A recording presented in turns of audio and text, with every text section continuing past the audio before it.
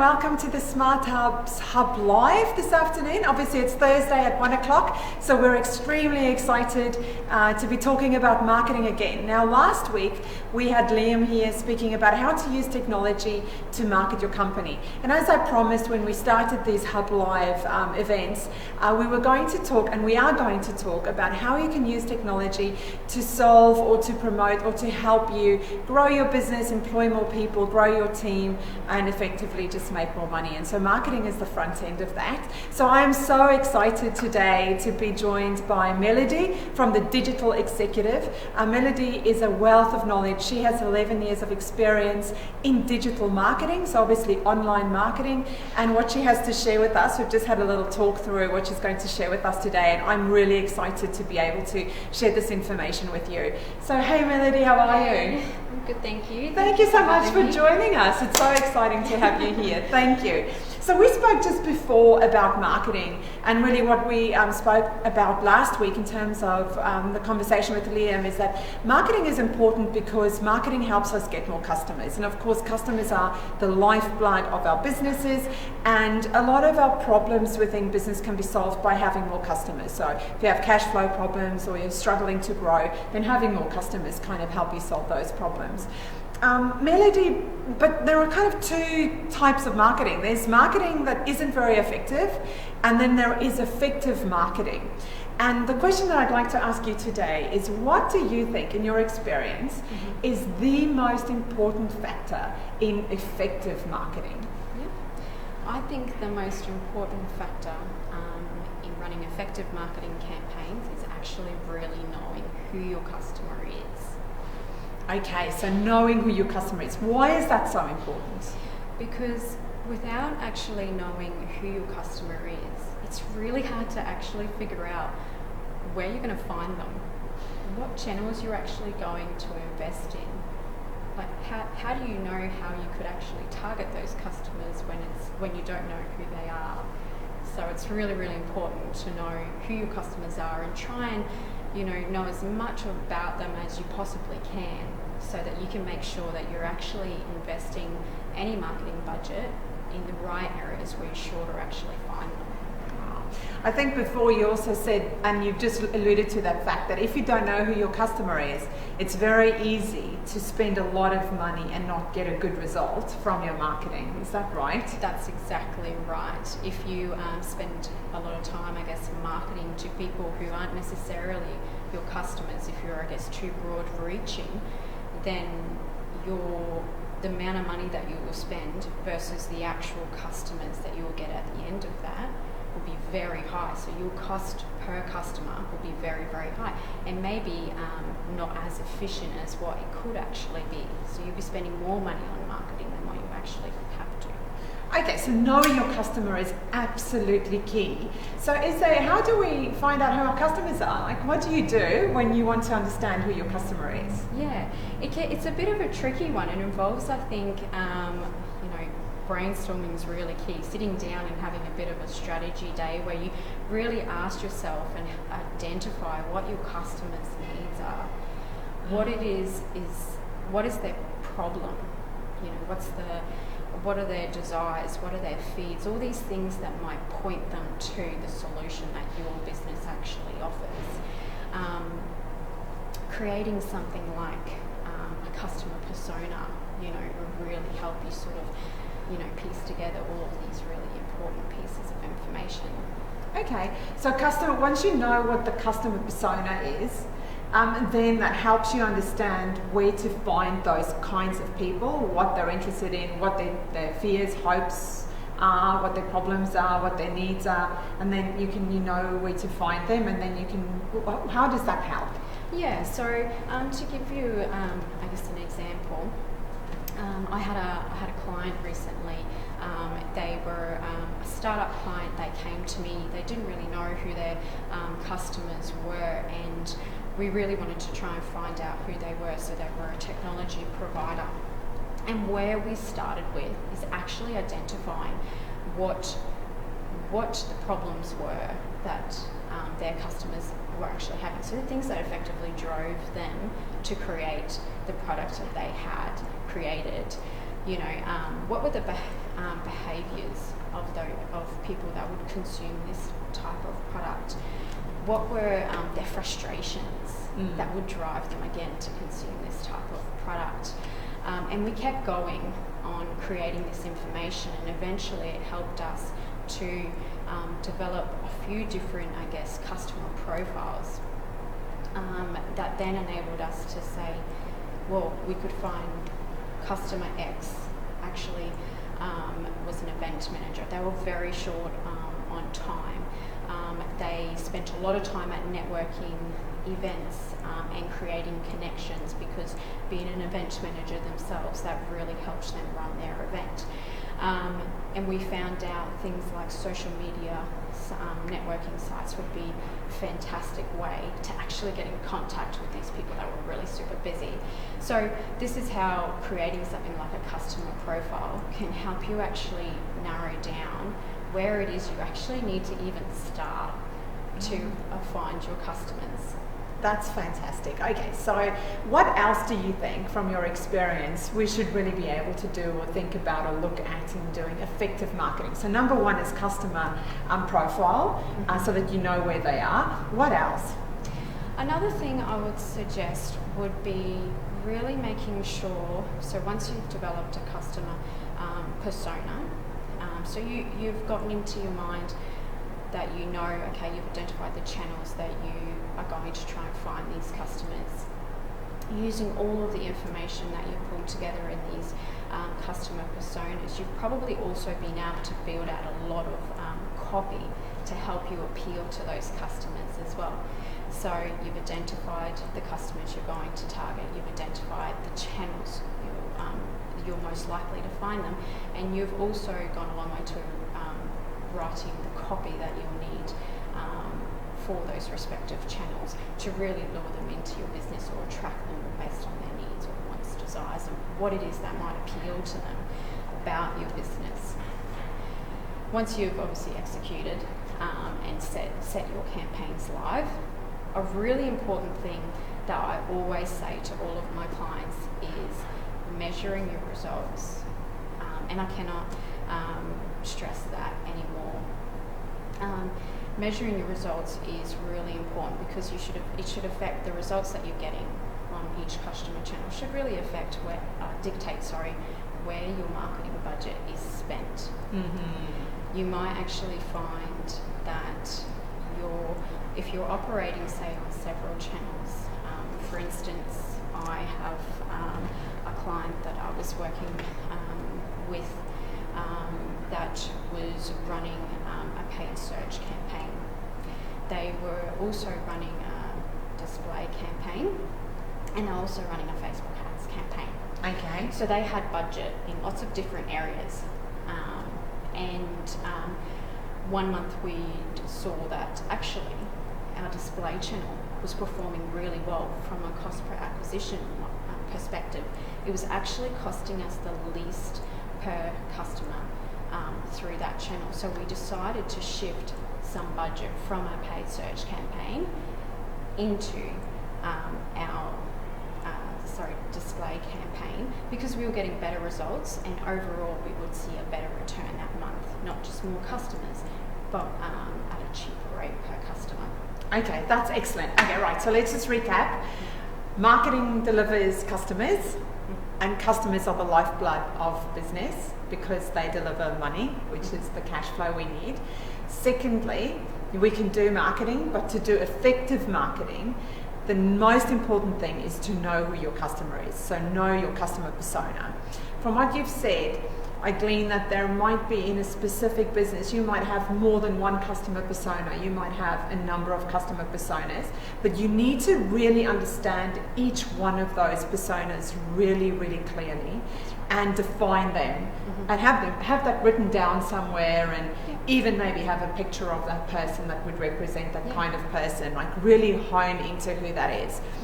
Once you know who your persona is, the next step would be to say, where are they?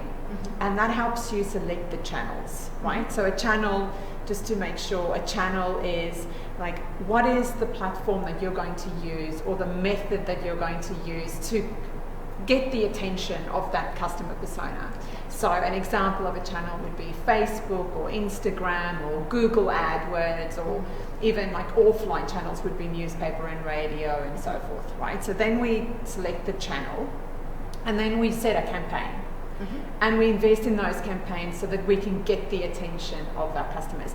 So last week we spoke a lot about setting campaigns, about images and videos and words and so forth that you could use to set a campaigns. And you said very rightly that once you've defined your persona, that actually helps you write the copy, the ad copy, so the words that you'll use to link into the problems that they have, the desires that they have, the frustrations that they have, etc., etc.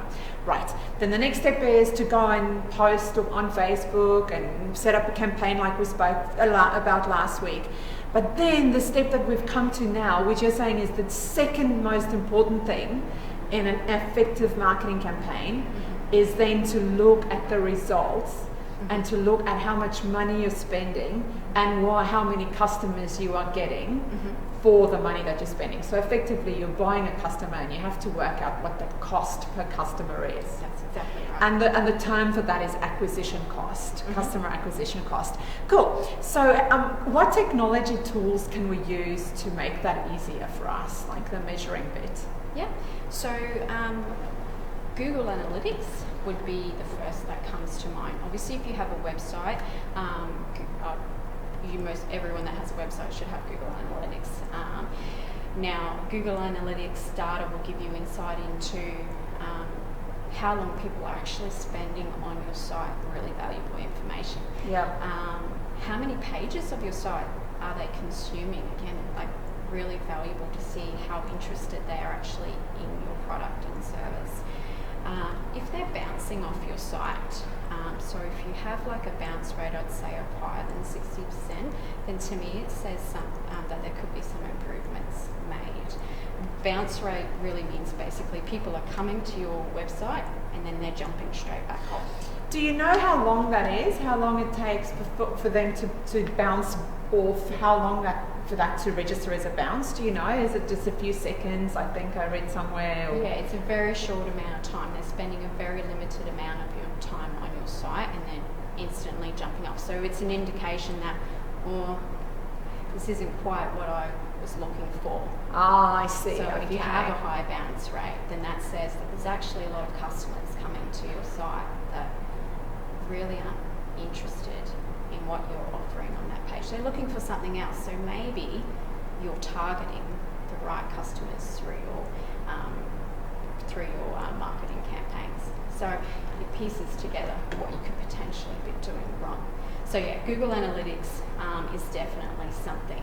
Even if you're driving, say, a Facebook ads campaign, and you're driving traffic to your website through a Facebook ads campaign, not just looking at your Facebook insights, your reporting, but also making sure you're taking a step back, looking at your Google Analytics data, making sure that you have actually seen conversions. So I guess every business will have a different conversion goal. For some businesses, a conversion may be considered actually making a purchase on a site. But for other businesses, it may just be filling out an inquiry form. Oh. So actually seeing if the traffic that you're driving to your website from whichever respective channel is actually driving any inquiries and how many inquiries. So this is all really like valuable information that you can use to quantify, I guess, the effectiveness of your marketing campaigns and each channel as well. And Google Analytics makes it really easy for you to break down where your traffic's coming from, how long that traffic is spending on your site, if they're converting, if they're bouncing off your site. So Google Analytics is a really good tool. You can also obviously use things like Facebook and Instagram to give you an if you're running, say, a Facebook likes campaign, or perhaps you're just doing a lot of organic content, then obviously Facebook offers some really great data to help you look at things like how many likes you're actually getting to your page over the month, for all the amount of time that you're spending doing that content. But it's also important to use the information that they have around, say, things like demographics, to see if the customers that are liking your page are relevant to your business. So, for example, if you were a local business, and say a local Rockhampton business, and you could only service people within the local region, service business. Yep. And then if you notice, say for instance, a lot of people liking your page that were from somewhere like, Brisbane or Sydney, then it might cause you to think, well, hang on, there's really a limited opportunity for me to, for those customers to bring value to my business. So why are they being attracted to my page? Do I need to actually refine the targeting on my campaign to make sure that I actually am only attracting and advertising to people in my region? And that kind of links back to the cost, right? Because if you're getting customers, you're actually purchasing people that can't purchase from you. That's right. Yeah. You're effectively, I guess, wasting money on customers that you're not going to be able to turn into customers. I totally understand. Okay, so that Google Analytics is obviously, from what you've said, isn't the most important thing. To look at the stats also on your website. Where are they coming from, and how are people behaving when they're engaging with your website? That's super important. And then Facebook makes it really easy. Yeah. Organic. So, can you tell us more? Yeah. So there's also tools out there like, for instance, if you are investing in something like SEO. Which is something that a lot of businesses do invest in the long term. It's not a short-term strategy. Can you just define SEO, just Sorry. for those who don't know? Search engine optimization. So if you're effectively looking at ways to get your business to rank higher in Google naturally. Right. So when they just do keywords that are actually relevant to your business. Okay, so what that means is when a user, a potential customer, Googles plumber Rockhampton, yep. If your website is SEO optimized, your website will come up first in that search, or at least on the first page. That's right. Okay, yep. So sorry, I interrupted you. So if you're investing in SEO, yeah. So there are tools out there like Google Search Console. This is even really valuable if you've, say, just launched a website. And you want to find out if what pages of your website have actually been indexed by Google. How actually SEO friendly is your website? So Google Search Console is another tool that actually provides a lot of insights from an SEO perspective to help you identify, I guess, where potential improvements are so that you can drive more traffic through SEO to your website. Okay, so Google Search Console, and if people just Google Search Console, it's a website and you click on it, and then obviously you'll have to put in your website address, and then it just gives you the information. Yeah, it's a platform like Google Analytics, effectively. You sign up and you enter your website sort of details, and then you can access a lot of really useful data.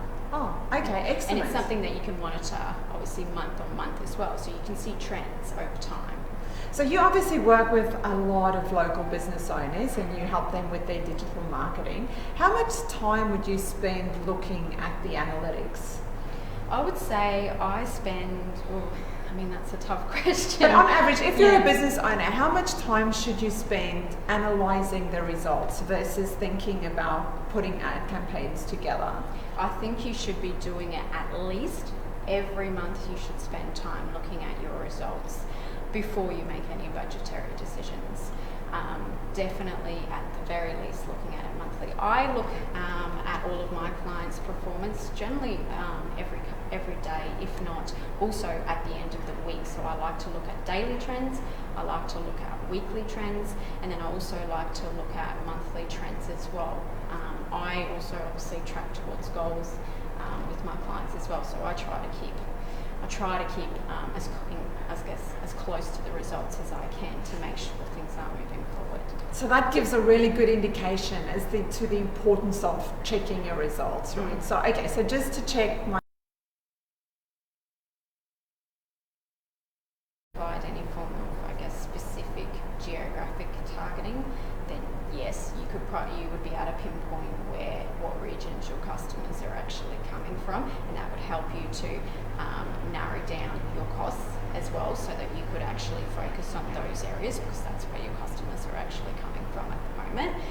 So yeah, you could definitely get that. You could also look at certain age groups as well. So on, say, something like paid search, you might actually notice that selected age groups are driving more clicks and more conversions than others. So you might actually choose to switch off, and effectively block traffic from age groups that really aren't driving any results for you. So you can definitely, find out those insights from your analytics data as well, and use that, I guess, to make more informed marketing decisions, and I guess more to the point, make your campaigns more efficient. Got it. So I think I said before, marketing to me seems like a bit of a science and a bit of an art, but there's a lot of thinking and tweaking involved. Yes, there is.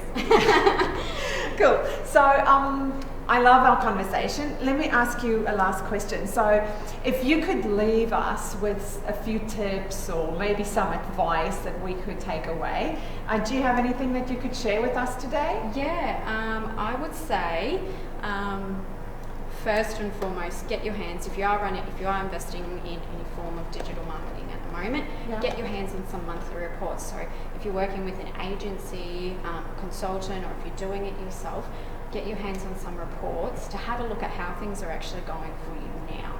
Okay. Get a bit of a benchmark. Right. Secondly, make decisions when it comes to your budget. So use those results that you've just assessed and looked at, and use it to make decisions about how you're actually spending your marketing dollars.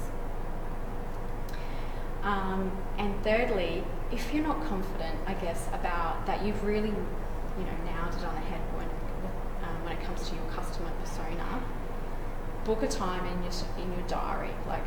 Set time aside, make a strategy day or a strategy couple of hours, and sit down and brainstorm everything that we've talked about from a customer needs point of view. So actually just get it locked in your diary and make it happen. Oh, I love that. That's absolutely excellent. So, Melody, when I introduced you, I said that you've been working in the space for 11 years. But how long have you been in business for? I've been in business for about 2.5 years now. Yeah. Oh, excellent. And how is that going? It's great. I come from a very diverse background, and stepping out on my own and starting my own consultancy has been really, really exciting. That's awesome. So the digital executive that's the name of your business? That's right, yeah.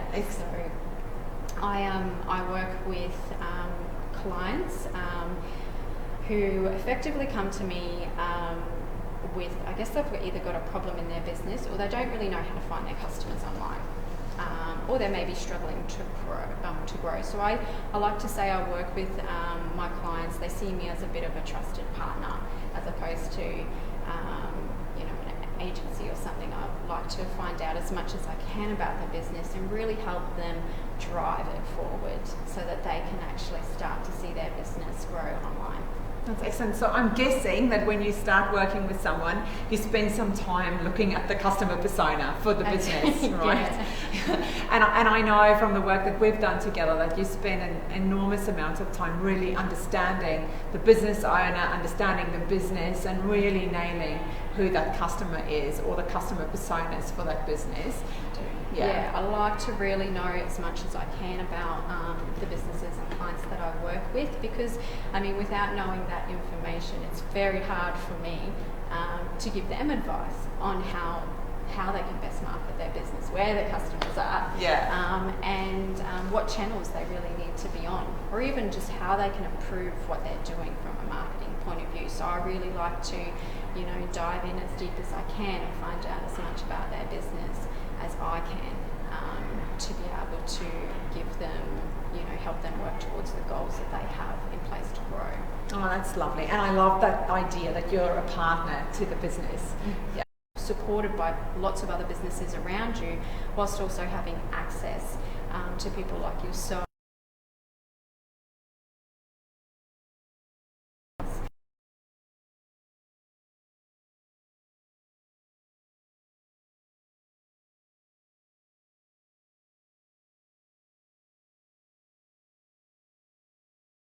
even more grateful that you've shared your amazing knowledge and insight with us today. Thank you so much. Is there anything else you'd like to say? Happy Valentine's Day. Yeah, happy Valentine's Day to everybody. Thank you so much for coming along. And we'll see you next Thursday for another Hub Live from the Smart Hub. See you and enjoy your Valentine's Day.